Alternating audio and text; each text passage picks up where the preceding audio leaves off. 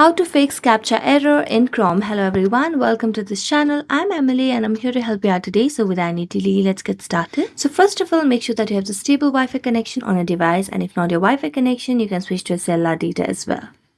Now after checking on the network and your Wi-Fi connection, you can go to the Play Store application and make sure that you have the latest version and updated version of the Google Chrome application on your device.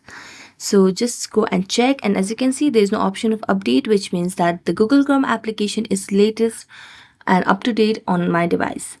So I'm going to go back and then make a long press on Google Chrome and then tap on App Info. Now as I tap on App Info, it will lead me to a new page where you can see the option of Clear Data at the bottom right corner of the screen. Tap on Clear Data and then Clear Cache and tap on OK. Then all you have to do is go to the app permissions and make sure that you have toggled on all these options of files and media, camera, location, microphone, and so on. Now go to the Google Chrome and make sure and the issue might be solved. So thank you so much for watching this video. See you next time.